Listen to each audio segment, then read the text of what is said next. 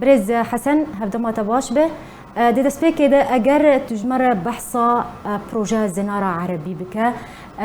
ام بيجن ارمانج جي چبو چجورا بلانك بو بچرنگي دوي سردمي ده بريا چلو هاي سالان لدجي كردان هاد بجي كرن كرمك بله سپاس از بجم وی وقتی يعني ميلداريا شوفيني عنصري دما يكتيا مصري سوريا قال لك خردبو نخاسم دوي دميدجي بارتيا يكمين كردستان سوري افابو ويالي كيتي بجي شورشا كردستان عراق يا باشور بكتبو جبولو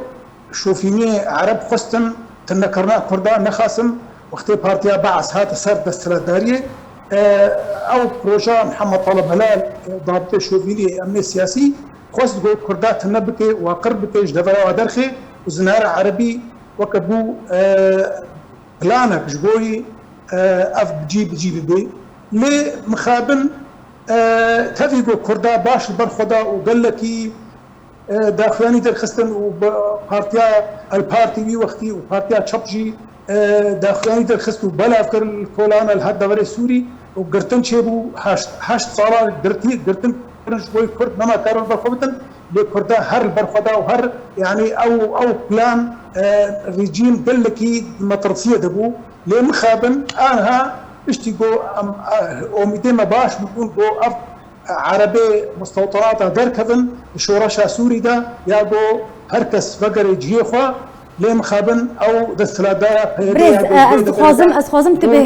تبهتر جمر بحثا هلوستا تفقرها كردي بارتين سياسيين كردي دوي سردميد بك يعني تشكر جبوي ريجري كرن البيش وي بروجي بري او د صلاح حفتي السياده د هافينا ويدا البارتي وي وقتي داخلينك درخص رد كر اف تشتيها اف مساله شوفيني سوري بسرنا كبي بارتيا تشبجي داخلينك درخص بلا فكر جو اف بتشر شيوي ما بي امناه لن جوزنارا عربي جيبش بولو او قرتنا دريج تشكر 8 صاله سرهبدو سركردي هردو بارتيا كرتن جويغو كسنما كاربي بخبدي لي يعني جودكاري كردا قال لك كار كرن وقال لك خدان كرن لي بارتي وي وقتي سي بارتي هابون بارتيا بيش فروجي او في داخلي خوش نزل البو لي هردو بارتي دي باش برخدان وضريبه بيجي قربانيه بداني يعني برياتشلو هي سالان دوي سردميده دماكو اف بلان هاد داريشتن وهاد بيجي كرن جالي ريجيم اسد رژیم اسد حتی چرا ده که ام بیجن دوی سردمیده دبجی کرنا زنارا عربی ده سرکفتی بو کاریه دیموغرافیا کردستان سوریه بو کاره و نافچین کردی تعریب بکن.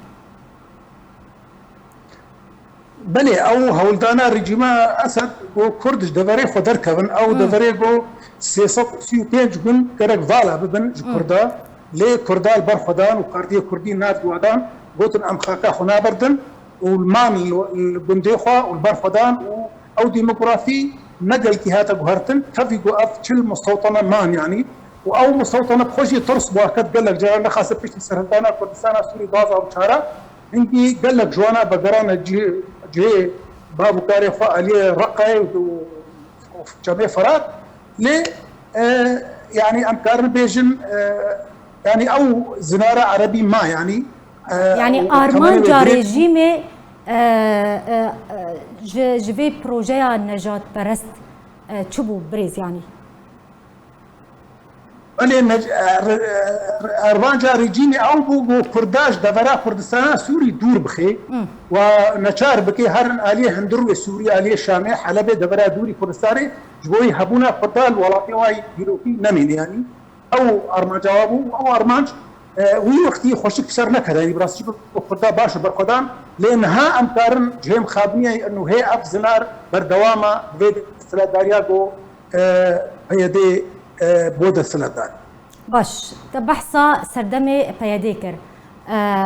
نهام بين سردمي بيادي ده يعني دهياما بان 10 سال در باسبوي ده شخوا بيادي خو کو پارتیا کردی ده ناسکن يعني جدما کو بيادي نافچین کردی رژیم اسد ورگرتیا و تاروجا ایرو پیده چکریه جبوی نهشتنا پروژه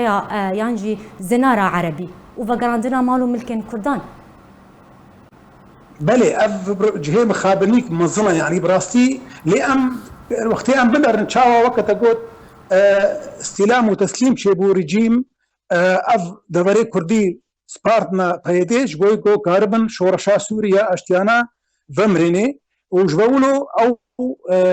هناك بارتي كردي ام جدنا وادبون مخص انه مشالكيا بكن دجي مابونا با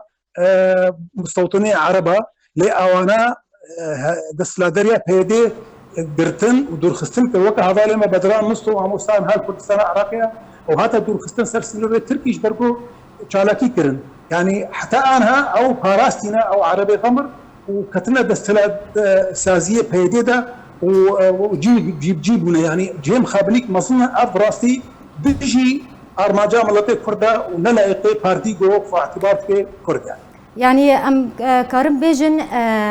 بيدي لشونا ريجيم اسد دي سردمي خوده بروجه زناره عربي ام بيجن بهستركر لشونا وي اف بروجه بجيكرو حتى نهاجي في بروجه دو باريزه بله يقولوا يعني وقت باريزي وكتنا سازي ويدا ووقت بيجي او جيبونا وقت بنا غيري خوي ايجو ريكاريه بيديرتكن شوي برجودي خوي تايبت شوي باراسنا خوي بدون كناوال دبرا كردستان سوري جيم خبريك مزنا وقف دفي كسيجو ناف بيديت هكر حشي وهبي شمنديا وهبي قداتيا وهبي بين بيراخو انه افكارك خرابه بيجي فكر بي ريفتن جوا عرب وهرنا جو خوي اساسي كردي اي رسم خودی وی خاکید به وگرن جیخو. برز شخوا ام بحثا سردمی پیادید کن مگود پیادی هفاری رژیم اسد بو ده بردوامی بجیکرنا زنارا عربی کو حتنها اف پروژه بردوامه مالو ملکن ولاتین کردنهاتنا وگراندن شخوا گوهرتنا دیموغرافیا روجاوای کردستانی بهتر هاتیه گوهرتن جبوی پاراستنا نافچین کردی جی تعریب کرنی و گوهرتنا دیموغرافیا وی پیوسته چواره کرد چواره سریع بالله اف چواره سریع يعني دوی يعني كرد هفدو بقرن كرد ولاطي خونه بردن كرد يعني قرن بالنتيجه فا بروجي شوفيني ايجو جواكان هف دولتي و دستلادارا سوري واشتغريه نظامي سوري افتدت خوازن تنكرنا كرداج بولو كرد بسر هفبن ب يعني وقت بديل هفدو ببرسن يعني جوي جو يعني اف بروجا بردوام نكي برجو هبونا كردا الولاطي وانا او خا بالخدانك مظنه جوي وقت بيج بنت كرنا شوفيني عربه ام بجن برخدان جيانا وذي ان برخو بدن شقا غوش نخش به قدر ما او ولاطي خد منه برخد